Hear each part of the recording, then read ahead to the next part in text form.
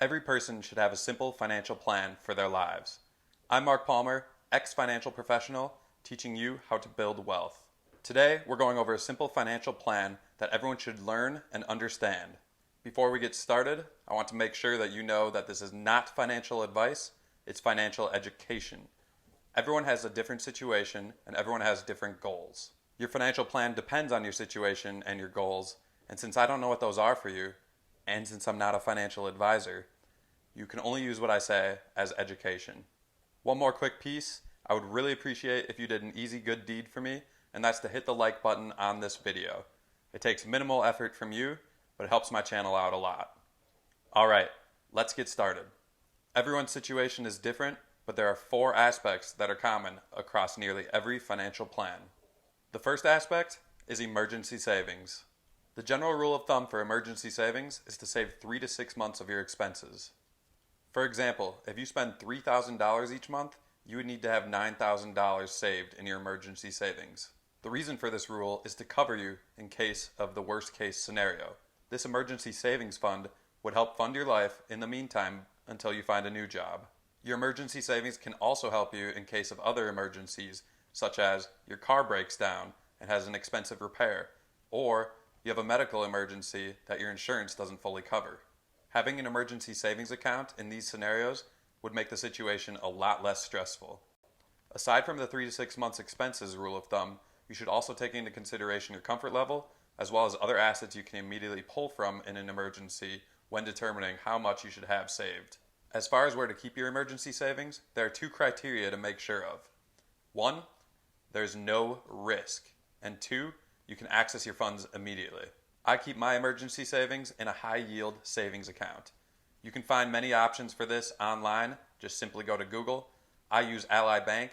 I make 0.5% of interest, which is actually kind of a lot compared to most savings accounts. And it's a safe spot for me to keep my emergency savings, and I can access them whenever I need immediately.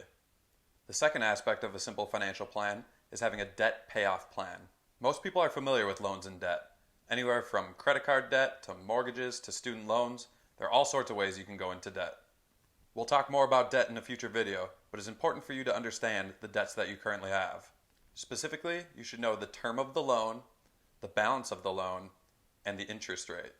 You should also understand the difference between good debt and bad debt, as well as all the different strategies you can use to pay off your debt. We'll dive deeper into debt and the payoff strategies in a future video. The third aspect of a simple financial plan is retirement planning. Specifically, my favorite topic, investing. Investing is the most common way people become wealthy. It's important for you to understand the different account types you can use, such as 401ks and brokerage accounts. It's also important for you to understand the different investments you can hold in these accounts, such as stocks or mutual funds. Another thing you'll want to learn is how to diversify your investments and reduce your risk. We'll go over investing in much more detail in a future video, and let's be real, probably several future videos. If you haven't yet, please do hit that like button.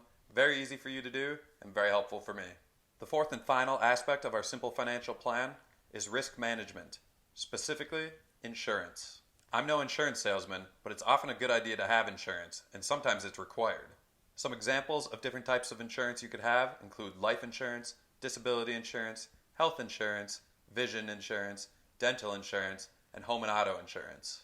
It's typically a no-brainer to have home and auto insurance, as well as health insurance if available.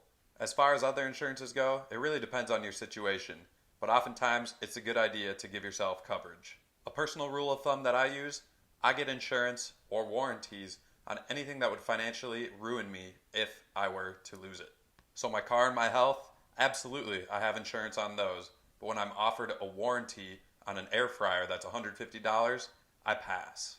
I won't go into further detail on insurance right now, but it's important for you to understand your situation, and it's likely a good idea to cover anything that would financially ruin you if you were to lose it. Alright, those are the 4 main aspects of a simple financial plan. I'm going to throw out one bonus aspect of a simple financial plan, and that is a strong spending plan, aka a budget.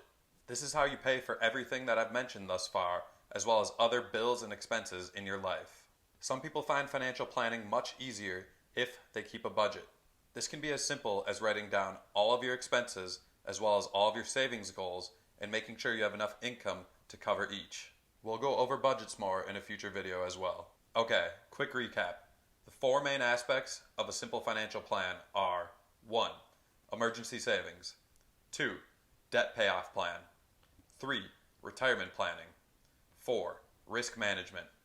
And a bonus aspect, spending plan, aka a budget. If you have a game plan for all of these pieces of a strong financial plan, give yourself a pat on the back and keep up the great work. We'll dive deeper into each of these topics in future videos, so like, subscribe, and comment your thoughts below. See you next time.